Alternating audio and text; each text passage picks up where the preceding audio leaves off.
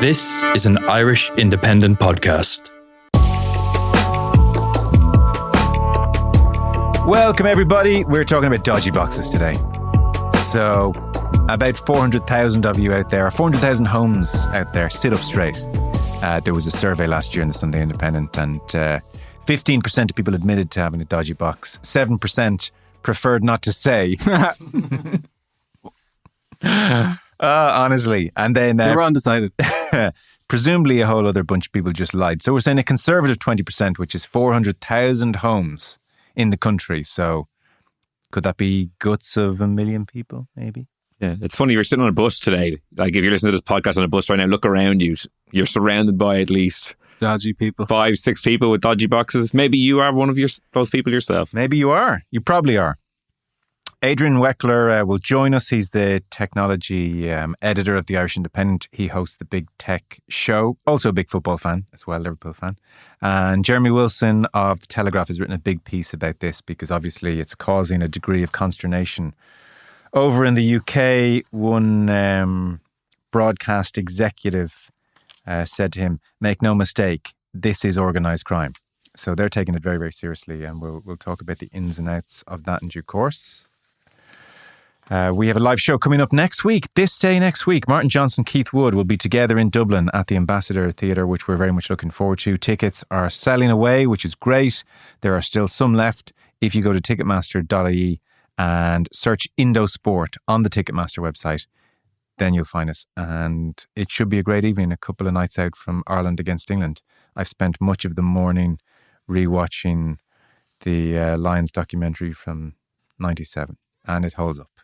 One of the all-time great sports documentaries. It's just so unpolished, unvarnished, raw in all of the best ways, as opposed to now when those Netflix sports documentaries come on and they've got a very snazzy montage. It's too. You're like, I can just tell. It's too polished. There's nothing. No, there are no warts in this thing.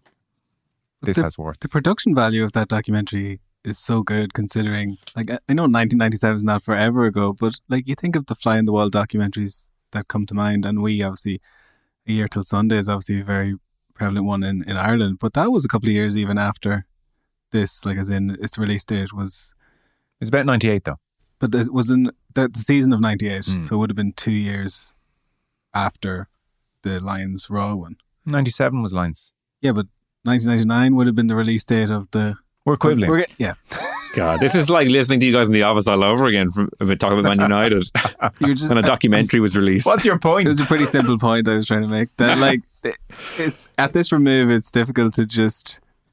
It's hard to put into context how groundbreaking this documentary was at the time, because we've seen so many amazing ones came thereafter, and now it's been neutered to a point where these aren't even worth watching. This is worth an up. Well, I don't want to spoil next Wednesday, but there was a moment where Martin Johnson had told the squad, "Don't worry, I'll go and visit these guys after the tour and sit down and watch what they're planning and putting out, and no one's lives are going to be ruined here. I'll wink, wink. We'll sort everything out." Yeah. And he talks about sitting down to watch it and being absolutely stunned that they had been in the dressing room before the first test. And he turned to them and said, You weren't in the dressing room. And we were. He just got so used to them being there. They were so part of the fabric of the team that his memory had played tricks on him. Speaking of televisions. Come on. You're a pro. That's why he's here. So whilst club ambassadors Dennis Irwin, Andrew Cole and Brian Robson have had their wages slashed by Big Mean, Sir Jim, Ruben Amorim has gone full rock and roll and put his foot through television, a club-owned television. I presume there'll be a fine of some kind. So Sam Wallace on the back page of The Independent writes about this. The gist was the players had never seen Amorim so annoyed in all his time at the club, which admittedly is not that long ago, but it's definitely the most annoyed he had been. And it was in the dressing room, and analysts had put together packages of things that had gone wrong in the Brighton game. And they don't have specifics on how broken the television was, but his foot made contact with the television. I'm presuming relatively broken. The analysts had stuff ready to go after the game. Not mad. Yeah. I was presuming it was like, can you throw in the post-match there of this game? He said when he walked in, they're like, it wasn't broadcast in the UK, Ruben. Like, I need to get one of those fire sticks. No, it was analyst footage, and he was making some points, and he saw something which must have irritated him beyond belief, and the foot went. And I love the idea that it's the most annoyed they've seen him, because it's been such a catalogue of disastrous performances that they probably would have a top 5 easily to go to, and yet this was the one that was somehow worse. This club will get you. This team will get you. They'll get under your skin, and so they have for Amorim. He was giving a press conference today ahead of Manchester United Rangers in the Europa League tomorrow, Thursday. The TV question didn't seem to come up in the broadcast section that we saw. We saw 25 minutes and it didn't come up. That was 80 to 99% of the reason we were watching. But then there was a moment where he was asked about, he's gone with Syrian honesty in the last couple of days, worst team in the history of the club, and talked about the nervousness of the team. And he was very keen to clarify with one journalist, he's not saying, I'm not nervous. It's the team that's nervous. So don't accuse me of being nervous. I didn't say I was nervous. I said the team was nervous. I was frustrated. Frustrated is different from nervous. And if you say it's good for the players to see the coach frustrated, maybe not, but I didn't say I was nervous. You're saying the players are nervous. We are nervous. Yeah. As a team, because it's always we. Does that help the team to sort of put that thought into their head? No. I'm saying the obviously. If you want, I can be delusional and say different things. Right. I say it as I saw it, and I said to the players, and I said to you, I think it's a good thing to be really honest with you. If you want me to say different things, you saw one thing, I saw one thing, and I tell you a different thing, I can start to do that. It's easier for me. But what I'm saying is that, and they know. And you can understand the game. If you are in the stadium, you can understand. So let's face it and work on it. But I'm not nervous. I'm frustrated. Continues to impress. I think his press conference performances have been the exact opposite of how the team is performing. Yeah. The worse they're getting, the more compelling I'm finding him. And I've said this a couple of times. I just find him so interesting to listen to. I don't know if United fans are enjoying it in any way, or they're just kind of horrified with how the team is playing. But certainly, I think he's been very refreshing in how he's handled yet another terrible performance. I suspect they're very impressed with him. I think there's a non-zero chance now that he just says at the end of the season, I'm done here. You think so? I'd say it's not impossible. Doesn't strike me as a quitter. Don't think that would fit his self-image. Would you describe Antonio Conte as a quitter? That was more of a strop. But he's done it a few times where he's just like, nah, it's not going to work here. And he just moves on, and his reputation is relatively untarnished because maybe. I'm getting that impression where he's just like, unless they deliver a few players, he's basically not fudging on the system that he's going to employ. And there's a handful, maybe less than 5 players in that squad who are comfortable playing in the formation that he wants to play. So something's got to give. And you can't just keep losing game after game after game. No, that's difficult. He's not fudging and telling the truth either. I can be delusional. Do you want me to lie? I can lie. It's easier for me. Well, in our deep dive in search of footage of him talking about breaking that TV, there was like a long exchange where a journalist questioned him about, are you not taking too much responsibility away from the players? And he was like, well, we're playing a lot worse with the new manager. What do you want me to say? Like, he keeps harking back to the fact that they're a lot worse than they were under Erik ten Hag, which I think is funny as well. But this is not the first time this has happened when he's gone to a new club. Ruben Amorim's shock therapy is not unique to Manchester United. He's had bad starts at previous clubs and turned it around. But that's all to say, United have had some very good managers in the last decade, with great track records and credentials, and the players have never turned it around. And certain pundits are like, these players. But there's been a fairly significant turnover in personnel in the last couple of years in particular. And this club. Yeah, it's not really... there are certain players you can look at and be like, is your application really being maximised here? But I think it's more the ethic and the ethos of the club at large rather than individuals. Well, that's Ruben Amorim. That's Manchester United. By the way, I just don't know. Picking a fight with Dennis Irwin. Is that the way to win hearts and minds? Brian, you're picking on Captain Fantastic here. You're slashing his wages. I don't know what they were getting. Well, according to you and Jonathan Wilson, Brian Robson's career was just a non-event because it didn't happen during the Ferguson era, really. That's not really It didn't happen during the Busby era either. So, Captain Marvel was just... Oh, Captain Marvel. Wasn't that Captain Fantastic? Both. Okay. What a player. So I hear. I don't have a lived appreciation of it. Yeah, but some of the... Nor do you. So he's just a good byword for all-action midfielder. Yeah. Because Did a bit of everything. Champions League continues before we get into Adrian Weckler and Jeremy Wilson. So Liverpool 2-1 win against Lille last night. Arne Slot's 100% record in Europe continues. Lille unbeaten in 21 coming into this game. Conor Bradley started. McAllister was rested. Curtis Jones was in. It was a front three of Salah, Darwin Núñez and Diaz. Salah scored the opener in 34 minutes. Did you see the chance he missed? Sorry, not the chance he missed, but the chance he kind of created. The ball over the top. Lille seemed to have a fairly susceptible high line, which is not good when Mo Salah's in the form he's in. And there was a ball played over the top. And he's at full tilt. And the ball is almost perfect. There's a hint of it being just behind him. Just. Almost perfect. And his first touch is an oof moment. It's just sensationally good. And keeps going full pace. And curls the shot into the far corner, and you're about to think this is one of the great goals, and just wide, and he collapses. And I think it's because he knows that first touch is going to be forgotten pretty soon, but if the goal had gone in, it would be remembered for a long time. So I think with each moment, the value of his contract's going up. Liverpool conceded. They had gone 599 minutes with no goals in Europe, which sets a new record, last set in 2005 with Hyypiä and Carragher. So all is good in Liverpool's world, and they will play Everton now in that rescheduled game February 12th because they bypassed the next round of European knockout games. Meanwhile, elsewhere on Virgin Media Television 2, which we'll get into our point about TV as opposed to TNT where Liverpool were, Atletico 2, Bayer Leverkusen 1. This was Diego Simeone against Xabi Alonso.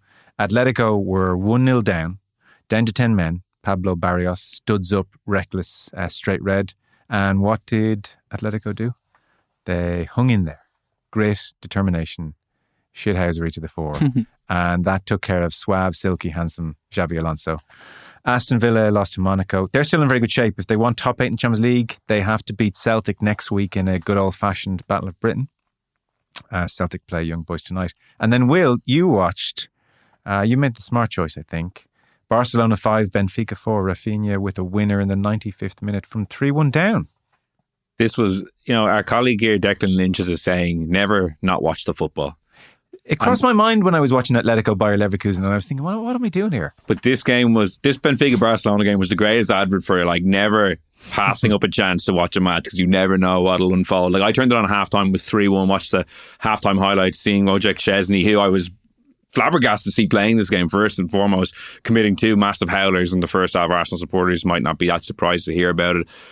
Then 3-2, 4-2, 4-4, injury time, Benfica pressing, ball bouncing around the box. A Barcelona defender climbs on a Benfica attacker's back, riding him like a horse basically. The play breaks down, other end of the pitch, Rafinha scores the winner, VAR check, you're presuming the penalty will be given, goal disallowed. Not so. Benfica meltdown. There's a red card shown to the bench. Barcelona ended up winning 5-4. It was absolutely enthralling, hilarious. There was also a massive blunder by the Benfica goalkeeper who cleared the ball directly to the head of Rafinha and flew straight into the top corner. It was just madcap. 3 goalkeeping errors, 2 penalties, VAR checks. I think it was one of the best football matches, stripped of context of stakes. One of the best football matches I've ever watched. Well, there's more tonight. I mean, it just keeps on coming. We should mention Man City PSG tonight. Once upon a time in the semi-final of this competition back in 21, which was kind of seen as, wow, the super clubs, the petro-states, Abu Dhabi against Qatar is really the nouveau riche are to the fore here. Not so, obviously, this year, both scrambling for top 24. The PSG, Messi, Neymar project, Mbappe gone, feels like a long time ago now, and obviously City have fallen. So that's on this evening. One of those may well go out. PSG, by the way, signed Kivica Kvaratskhelia. It's hard to say. That was a good one. That was a good effort. You did a really good shot at that there. Better than Gore Vidal. Yeah. So he's, I think everyone's aware of him at this stage. Oh, he's unbelievable. Left-sided, squat, dribbler, Napoli's number 77. He was only going for 70 million. Yeah. You would have got, Anthony and Change could have got you that guy. And so they've obviously earmarked Garnacho as the replacement. Napoli have they? So have Chelsea, it seems. They're looking at him. Yeah. His representatives were at Stamford Bridge. Well, Antonio Conte apparently, as has been reported, had a conversation with Garnacho already. So hard to come off a phone call with my second mention of Antonio Conte, by the way. But I just think That man would sell me a dream. They're top of the league as well. Yeah. Scott McTominay. Yes. Okay. Billy Gilmore, your favourite. Yeah, I love Billy. I didn't actually realise he was there. You love him so much. That's terrible. I was like, he's still in Norwich? So, to matters at hand, Adrian Weckler and Jeremy Wilson on the way. One of the reasons we thought we'd touch on this, aside from Jeremy writing a big piece on it recently, was a report last month by Ampere Cloud Computing, where they just laid out in numbers something that we all sort of know is true, which is that football has become completely fragmented. So the way they decided to measure this for us all was they looked at the 15 most popular tournaments and leagues. This is a UK study, applies to a UK audience, but we're in the same ballpark. They looked at the 15 most popular tournaments and leagues. That includes World Cups and Euros. So in their case, they're counting BBC and ITV. We can apply RTE, Virgin. And so they said, if you wanted to watch the 15 most popular tournaments and leagues, then 10 years ago, you only needed ITV, BBC, and a Sky Sports subscription and BT, and that was you set. Whereas now, you would need to pay for 8 services to watch the top 15 leagues. DAZN, Amazon, Apple TV Plus, etc. Forgetting them all. Obviously Sky and BT as well, continue. TNT now, Premier, all of these services.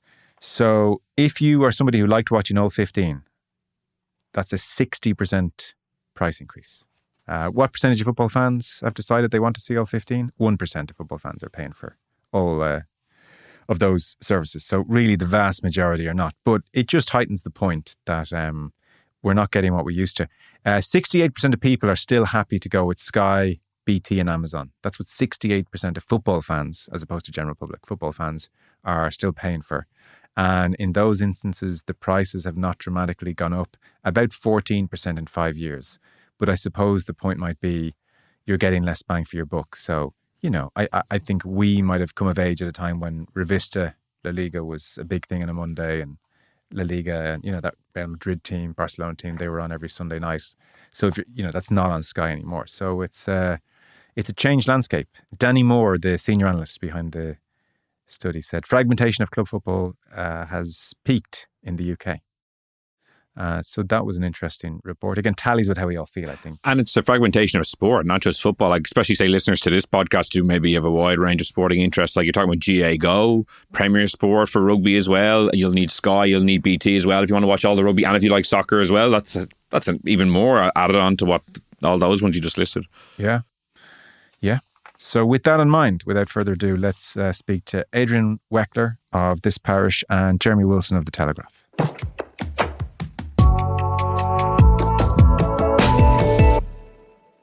And we should say as well, to state the obvious, we are talking big money here because the Premier League in the last batch of rights, 2025 to 29, made just shy of 7 billion sterling. So huge amounts of money being handed over by these television and streaming companies. They are the lifeblood of the industry, but these are complicated times for them.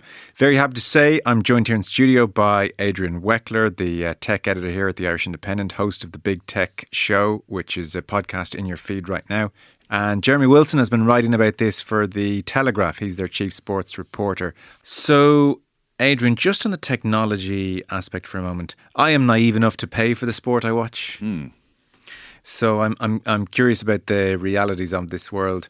There was a survey in the Sunday Independent in March of last year, the Ireland Thinks survey. And of all those surveyed, do you have a dodgy box? Are you illegally streaming? 15% of people said yes. Intriguingly, 7% answered, I'd prefer not to say. Yeah, I think we can all derive what that 7% were actually saying. Yeah. So that's a conservative 20% because I dare say a few others said, well, I'm obviously going to lie to that question. But if it is just 20%, we're talking about 400,000 Irish homes with quote-unquote dodgy box. That sounds about right. And in fact, it was backed up by another survey later last year by a crowd called the European Union Intellectual Property Office. And they found that Ireland had the third biggest number of illegal streamers. Same sort of figure, 19-20%, behind only Bulgaria and Greece, and that it was twice as prevalent in 15 to 24-year-olds, to 34-year-olds. So that 400,000 figure in Ireland sounds about right, because particularly if you live in any kind of tight-knit community, you will know somebody, you will know some sports club or somebody that either sells you a device or a subscription, and they'll say, it's a tenner a month or something, and for that you'll get, the way they pitch it is you get all of your sports, including all of the Sky Sports, all the Premier League, La Liga, all the stuff you mentioned, all your movies and everything. And it's kind of defended as a sort of a Robin Hood thing, bringing entertainment and sport to people who can't afford it. I mean, there's all sorts of complex. I've written quite a lot about this, and there's all sorts of defenses to it, and there are all sorts of fears as well. Every time I write about it, the number one, it always shoots to the top of the most read list, and the number one question that people have, and they flood in, is there any chance I'm going to get caught? So that kind of backs up the 400,000 home theory.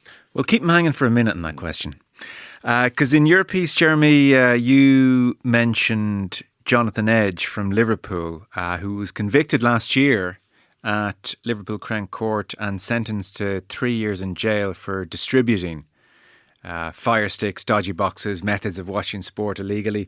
And quite interestingly, his defence, his official defence, or part of it, was the Robin Hood defence. Your Honour, my client is bringing sport to those who just can't afford these exorbitant prices. He is a Robin Hood figure. As you said, the interesting thing, I mean, it got an incredible amount of traction, this piece. So it obviously does resonate with people, whether that's at the level of people who are using sort of illegal methods, or whether it's just people who feel that the prices are unfair and they're priced out, and so they're interested in the issue. But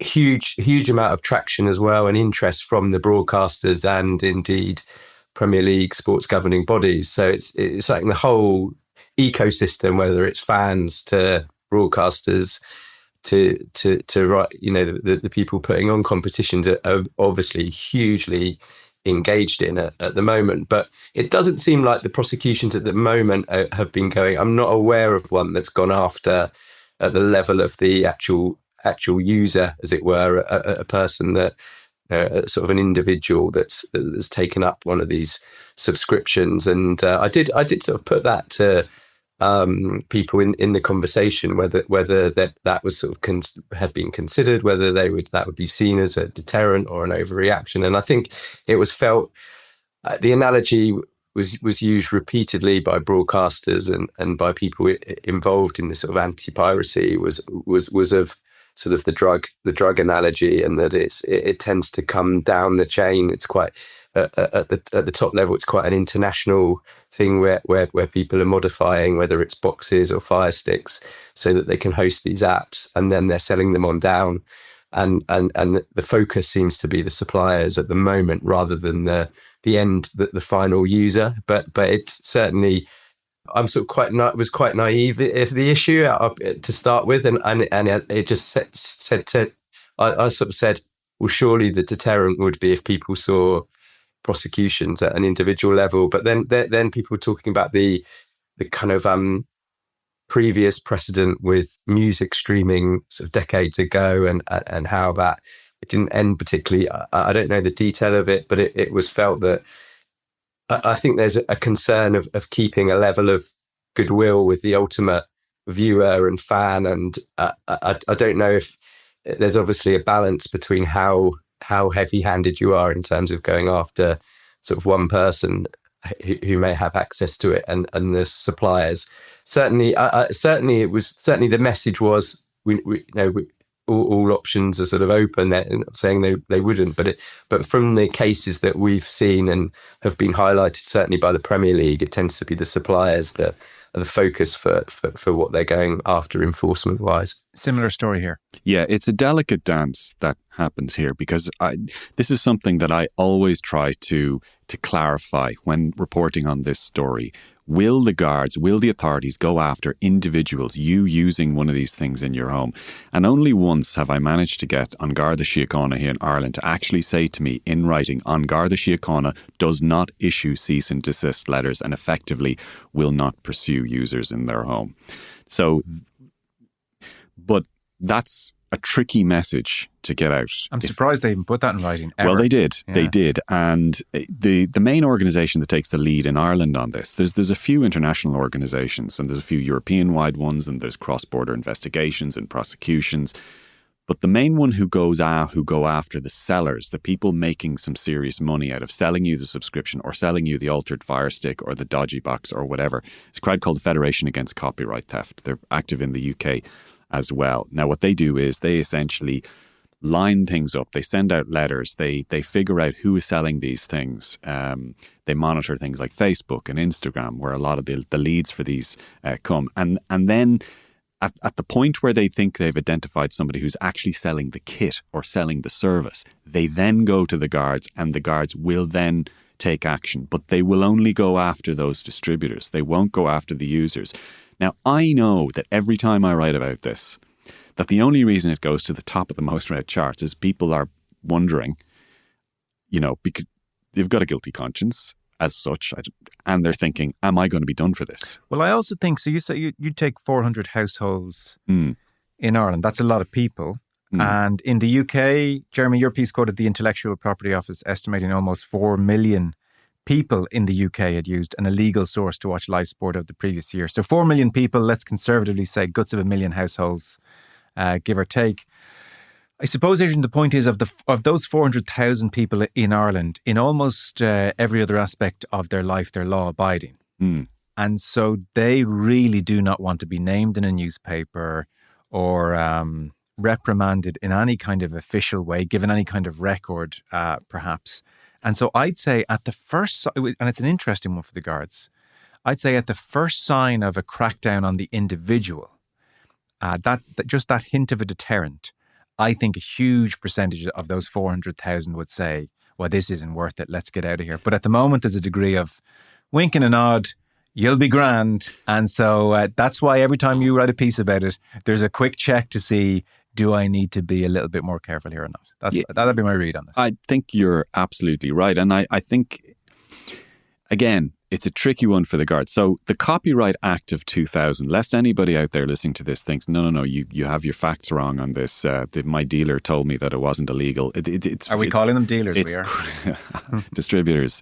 Actually, it's not that much better. The Copyright Act of 2000 says, and I'm quoting, a person who makes, sells, rents or lends or has in his or her possession, custody or control a protection defeating device, knowing or having reason to believe that it has been or is to be used to circumvent rights protection measures or provides information or offers or performs any service intended to enable or assist a person to circumvent rights protection measures, shall be guilty of an offence. So if you are using a dodgy box to access a dodgy stream, an illegal stream, a copyright defeating stream, you are actually committing an offence under the Copyright Act of 2000, and it's punishable by a fine or going to jail. Now, when I write that, when I lead, say, an article like that, I would say it has a bit of a cooling effect. When that's the narrative, it probably does have a bit of a cooling effect. But then after a while, when nobody gets arrested for it, exactly to your point. And I've one acquaintance, I'll call them an acquaintance, who uses a dodgy box, okay? Not a friend, not a colleague, an acquaintance. And their rationale to me is they're a big Liverpool fan. And because of the way the rights have been divvied up, as you mentioned earlier on, they can't see every Liverpool game. And so they don't want to break the law, but the reason they do, they say, is because the rights holders have forced them into it. There's about 4 or 5 different versions of that defence that I hear quite a lot. The sports rights companies, Sky have too much money. I already pay, €90 a month.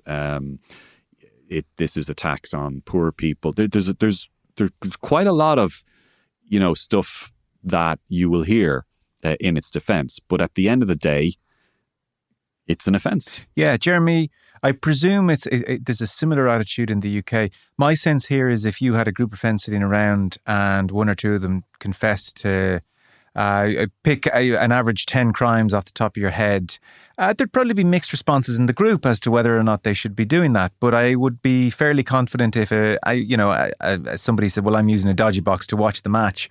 I don't think anybody in the group would say, But that's so unfair on these big TV companies and streaming services, don't you think? I think the Robin Hood defence would actually curry plenty of favour in society, if not quite in the courtroom. Yeah, and I think that's why the sports governing bodies and broadcasters just are keen to make a noise about this, because they're really trying to tackle this normalisation, what they would call it. There was, I mean, one of the suppliers, part of his sentence was for using the box as well. That was very heavily pointed out to me when I said, does anybody ever... But it was still a supplier with the reason he got caught. But his sentence, as I understand it, was increased because he was also a user. So it's perhaps still doesn't quite have the same message as just a user sort of facing a criminal sanction. But that was quite an interesting sort of point that was put to me. But I think that's really why they're so active on it, because of this idea that it's being normalised. The broadcasters' view is we invest billions of pounds in creating, what they would see as a wonderful, I know you probably get, social media will have their own view of sort of the pundits and what have you, but what they think is and what is basically a very slick, brilliantly produced product. And, as in all facets of the media, I'm sure it's the same for your organisation. There's that question of, well, why would you don't invest lots of money in journalism or producing some sort of content to effectively have it given away, because in the end, your model becomes redundant. Now, without really knowing the ins and outs of a company like Sky or TNT Sports or BN Sports books, I don't know how close they are to those sort of margins. I mean, the fact that, as you said at the outset, Sky's domestic rights in the UK certainly still went for close to 7 billion. Premier League's rights went close to 7 billion, suggests that everything's holding out reasonably well in spite of the piracy. That there's obviously quite a lot of income still coming in. Otherwise, you'd see that fall dramatically. Well, do you know what's interesting though? I looked into those figures because I was curious about that as well, because you could read 7 billion for this current suite of rights and think, well, everything's just dandy. But this is a 4-year deal as opposed to a 3-year deal. So if you look at a per season number, the price has actually dropped by maybe $500 million. And if you take as well the 2015 agreement, which was the high watermark, was the most amount of money, that was also for fewer games. I mean, they've thrown in another 99 games for the TV companies. So actually, the value of each individual game has gone down 50%. The companies, TV companies and streaming services are paying 50% less per game than they were at the high watermark of 15. Now, I don't feel sport is less popular. I would suspect piracy has to be a huge aspect of that drop, no? Or maybe not. No, I was going to come on to that and say that was the big thing that happened in the TV deal. It's suddenly 270 games, I think off the top of my head, rather than 200 that the TV companies are getting. And I know the Premier League clubs were all sort of saying in the meeting about when this deal was put to them, sort of, well, why are we giving away more for the same amount of money? But that was the deal that was before them. And there was definitely a sense talking inside clubs that the kind of model, which was very much the Premier League model of big subscription TV and pay deals, at some point we're going to have to kind of navigate into this world of streaming that perhaps these club executives not sort of fully across, because their business hasn't really had to do that. And I think there is just that feeling that perhaps the next round at 2029 is when the model in some way will have to change. It's difficult to, I mean, there's the whole aspect here as well. I mean, I'm curious to hear that it's such an issue in Ireland. I presume the 3 p.m. broadcast blackout on a Saturday isn't an issue with most of the sports that you would be talking about, and that's another reason that's often given by fans based in England. Yeah, we don't have the 3 p.m. Yeah, that's so it's interesting that the kind of the justifications, because the Premier League very much, their research says that you're always going to have people, if you've got someone who's going to undercut the market, you're always or virtually make it available for nothing, you're always going to have people who are willing to take on these streams.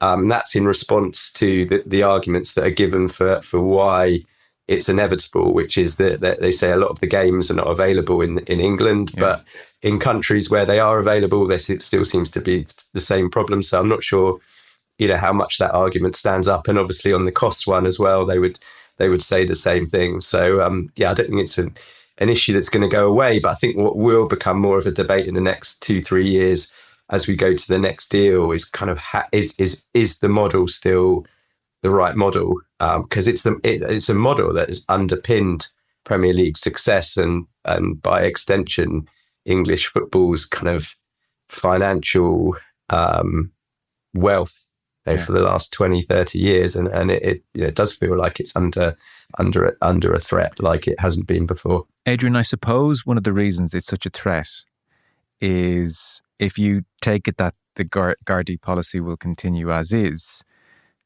it's a pretty effective service. It works pretty well for the people who could end this route. Again, someone in my world, anecdotal evidence.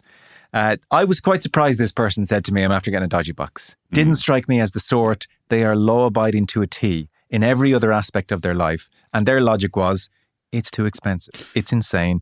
And so I'm doing this. And how it worked was somebody that he knows said, text this number. He WhatsApps the number.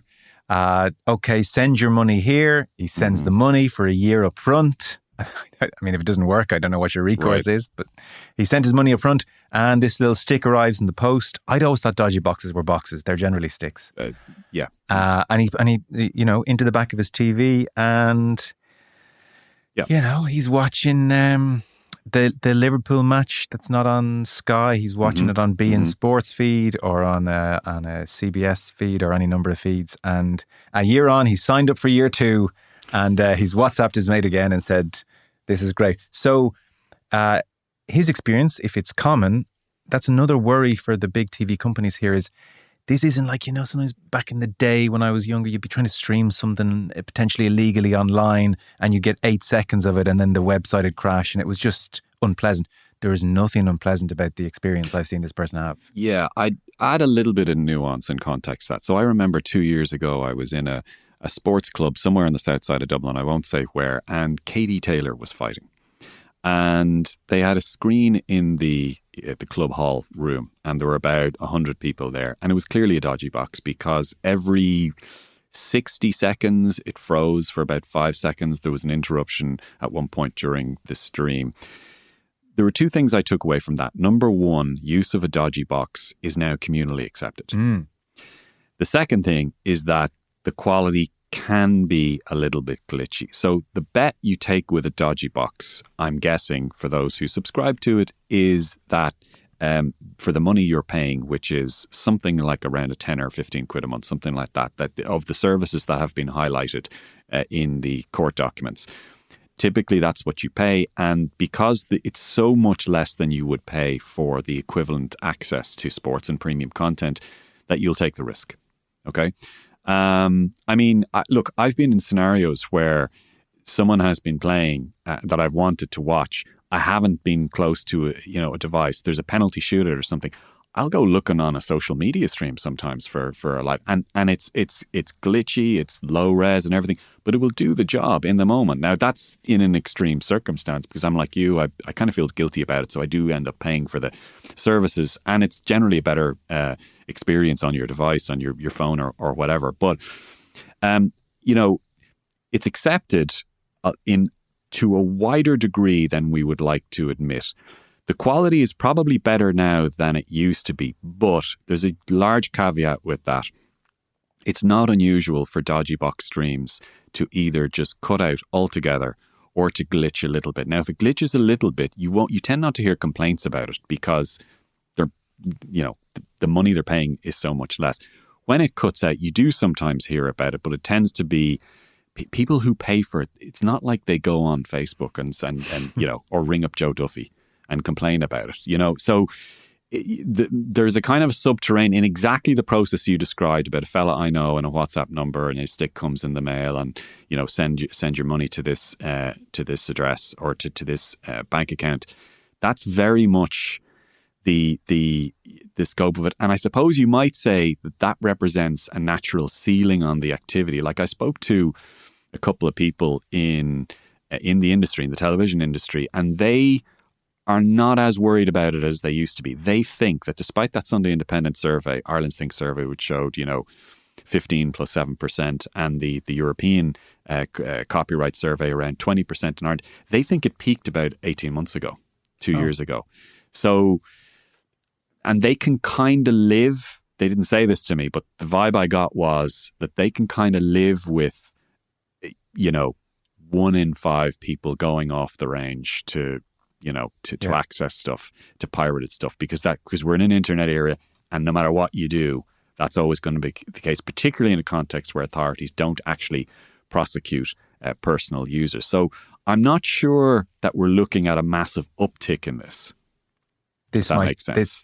This might just be it now. It kind of might be. Yeah, it kind of might be. And for whatever, just as Jeremy was suggesting there in terms of the cases that he was writing about, for whatever value that they have, it is a reminder, like Federation Against Copyright Theft and others like them, it still is probably worth their while, apart from the fact that they're part funded by the TV companies.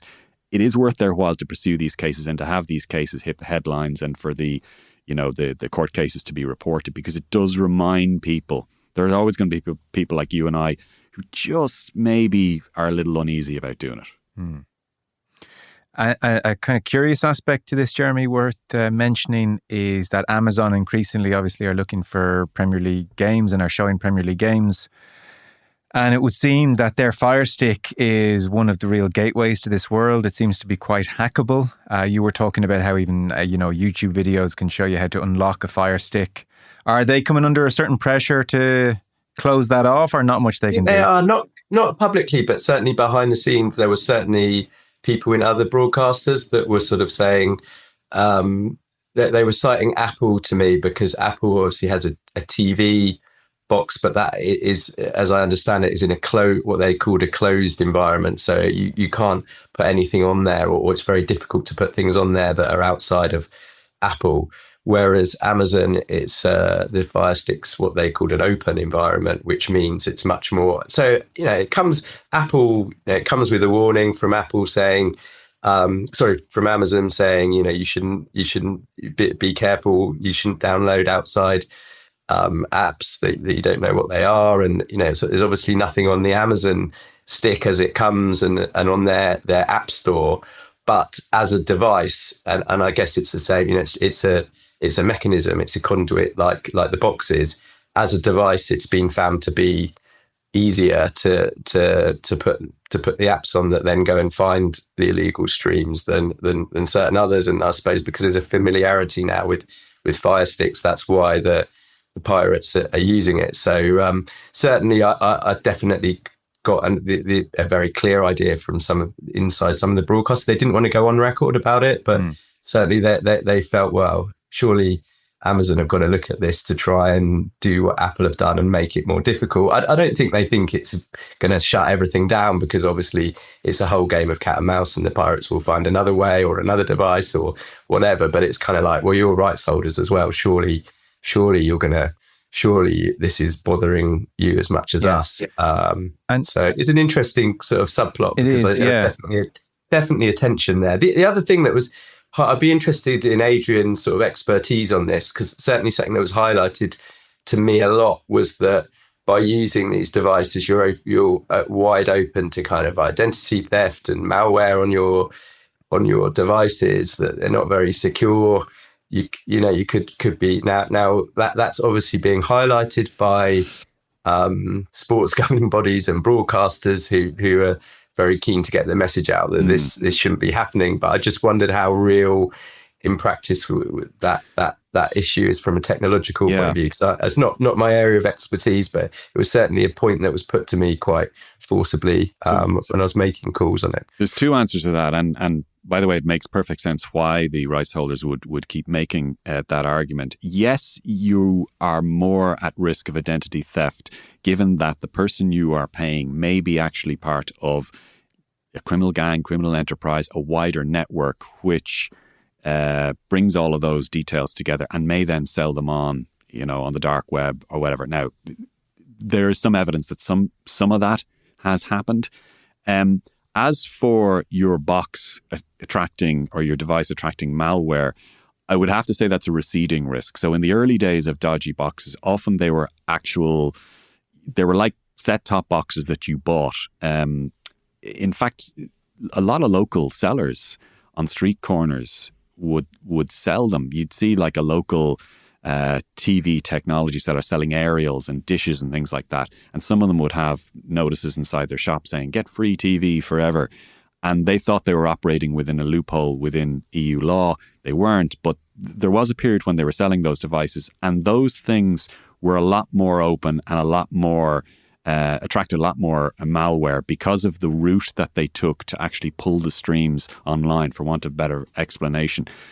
The modern day Fire Stick environment is a little bit more locked down, and you don't hear about that as much. The identity theft issue is still real because of the people who are selling you the service and whose details, the people you are paying and whatever details you give them.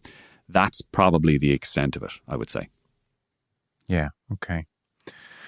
Well, I guess we'll see what happens over the coming years. Will be interesting, Jeremy, if as Adrian's source suggested, maybe we have reached a peak, or if it continues and maybe TV money declines. It's going to be fascinating.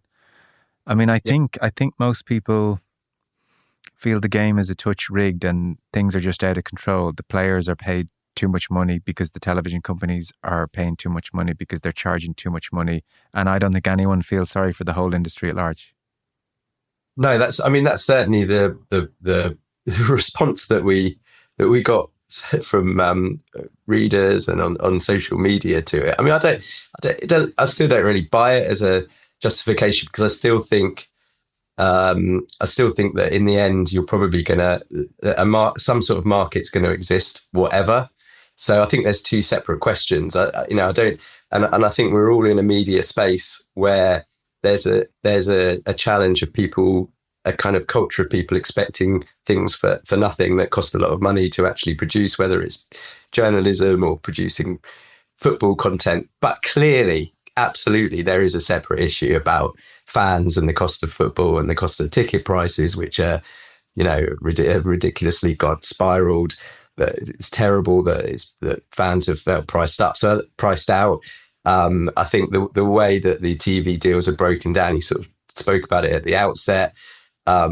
Sky. I mean, a rule came in that Sky were no longer allowed a monopoly. So competition law precludes only one TV company from screening live Premier League matches in the UK. And you kind of think, well, who's that really helping? Because as long as there's an open auction, I'm not sure the viewer really wants it broken down into multiple companies. No, people harken back to the good old days of everything on Sky. Yeah, so I think there's lots of separate questions to, whether it's right to use a box, but it creates a sort of perfect storm where there's an environment where it's normalized because of those other feelings about the wider cost of football. Yeah. Is sport, Adrian, the big driver of dodgy boxes, by the way? More so than movies or anything else? Sport absolutely. All the way. You see, like, we haven't even talked about the streaming companies. Sorry, you did introduce Amazon going to live sport, but you have to think about this from a TV economics point of view as well. So what has happened since 2015 in the last 10 years? Well, Netflix, Amazon Prime Video, Paramount Plus, Disney Plus, Apple TV Plus,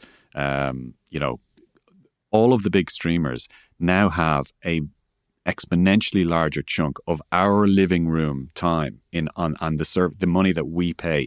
So Netflix, for example, this week just announced blockbuster subscription figures. Their password sharing crackdown has absolutely worked. Way more subscribers. They're hiking the monthly subscription fee. They're doing it in the States next month. They'll probably follow suit in Ireland in the next couple of months, because they do every 18 months or 2 years. So as a proportion of your household income, the amount of money, because you won't cancel your Netflix subscription. I don't care who is listening to this saying, that's it, I'm cancelling Netflix. You won't, believe me.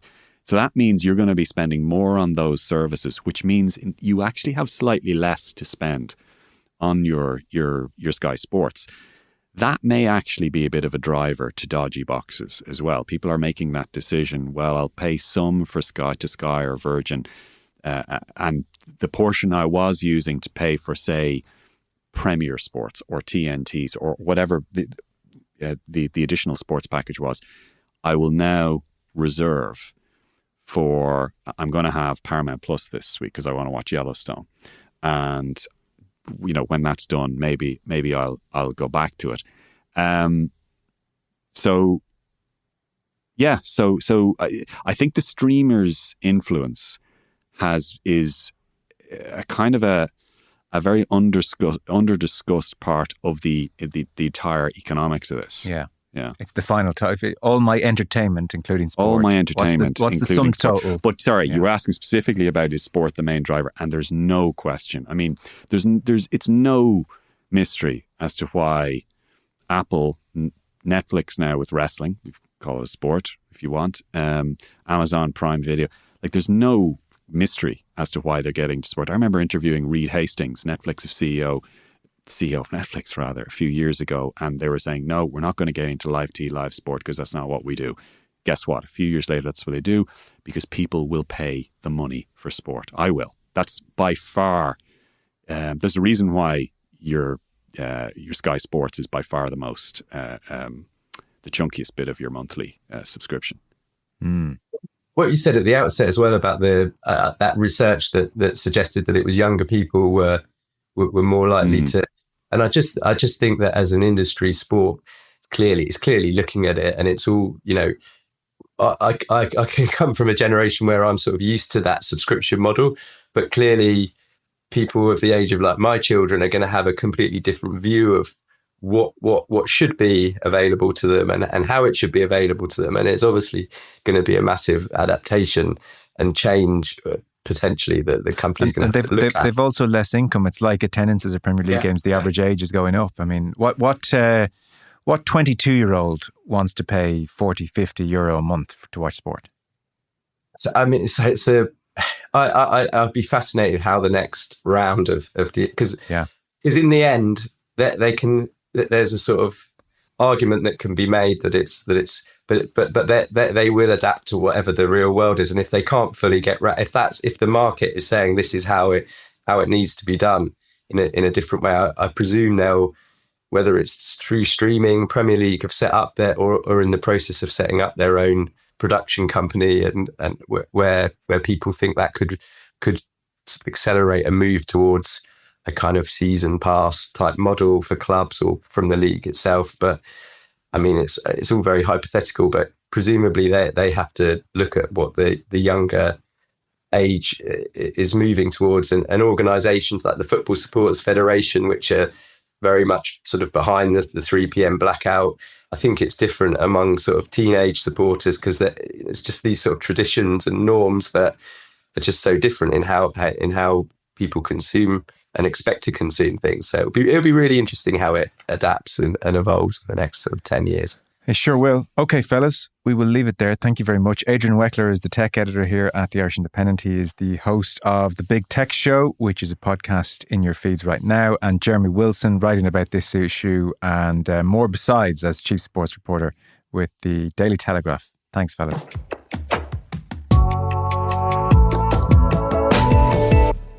And there you go, Adrian and Jeremy. After listening to Dodgy Box talk for the last half hour, I'm kind of make you want to get one. I know a guy, Joe. I know, yeah. Yeah. No, but I remember Bono used to say it. What? Whoa, careful. Is Bono a dirty word now? Or? No, I just thought that is Bono talking about his Dodgy Box. No, but do you remember... Don't identify people who have one. In the period where CDs were kind of fading away and people were using other platforms, I'm going to say LimeWire. Frostwire. Never used any of them. Joe Malloy. LimeWire was brilliant. I never did any of that YouTube to MP3 downloader. Waiting 45 minutes to download a song. How did you get music when you were in school and college and stuff? Bought CDs? CDs. Or people could burn CDs for me. I guess they must have been using that stuff. But your iPod or whatever you had, like, did you not have thousands of songs on that? The Creative Zen? I didn't have an iPod. Creative Zen. Yeah. I don't think I had an iPod. Not even a Nano or I don't think so. I think could it have been iPhone first? I've no strong. Whatever happened in that crossover period, I had no money at the time, so I wasn't buying an iPod.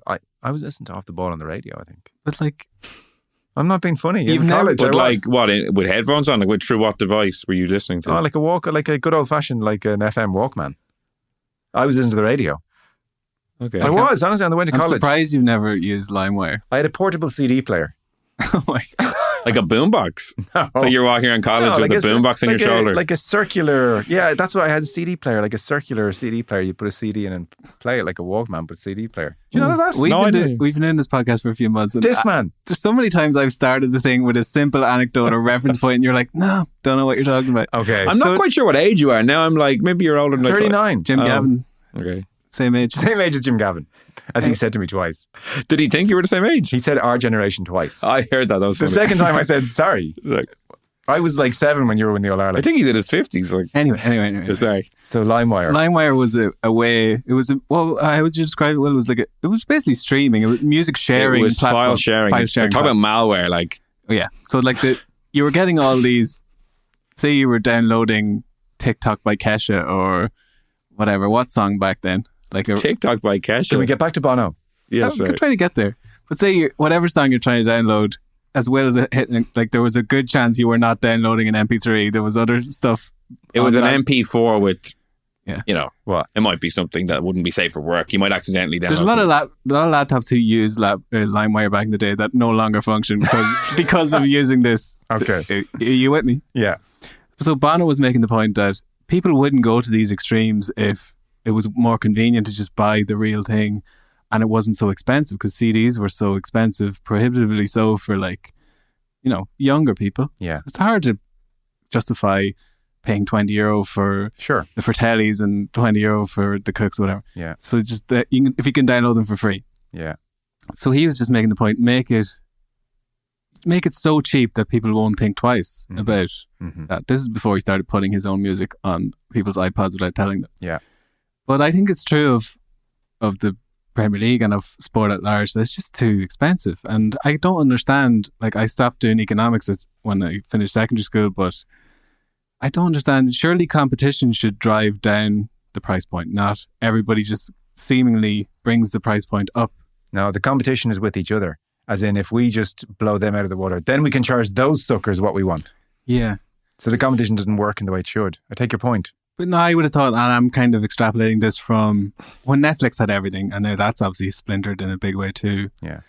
But I always thought that like the best way to get new subscribers was to charge less, and you take a hit on the initial, on the fact that you're charging less, but you'll get more subscribers because you're charging less. Sport is such a drug. It's like, we don't need to get you to like Liverpool. You already like Liverpool more than life itself, and now we have Liverpool. So why would we make you pay less? We can make you pay whatever we want because you're going to pay it. Yeah, but say right, it's $19.99 per month, and you get everything. You get all the Premier League matches. Yeah. Everybody would pay that. All football fans would pay that. No, they wouldn't. They would. €20 for everything. 20? I thought you said 99. No, $19.99. Oh, Jesus. It's a 19.99. that's Could my you not have fault. said €20? That's my fault. €20 and you get the lot. Oh, yeah, we'd pay that. Yeah, so why don't they do that? Because they don't need to. They're making more money by charging everyone 35, 40. Yeah. I think. Still, until maybe a critical point of Dodgy box usage arrives and they have to lower prices. Like our listeners in Australia or Canada can get in touch. Or Hutchinson. Kansas. Because like Optus Sport and these kinds of things, they have basically the UK as Premier League watchers are the ones who are really being denied here compared to worldwide. Yeah. The downside is you can't record things. Can you watch it back in the Dodgy box? Some of them allow you to, yeah. Yeah, okay. I wouldn't know personally, of course. No. I'm speaking for someone I know. But like a Dodgy box is basically offering a Netflix of sports. Like it's kind of the package you would maybe dream up as a sports fan. Sure. All your sports. No, I get it. On demand. Stop trying to seduce me. No, but obviously because of different rights holders, it's not feasible for there to be a one-stop shop where you could watch rugby, soccer, GA, all that under one banner. Whereas this actually allows you to do that, albeit illegally. Illegally. Socially acceptable, but illegal. Very socially acceptable. Illegal. What? Illegal. I just felt you were trying to emphasize that enough. How illegal this is. No, I am. It's so illegal. I think we'll be left with the beautiful words of Bono. That'll be my abiding. Yeah.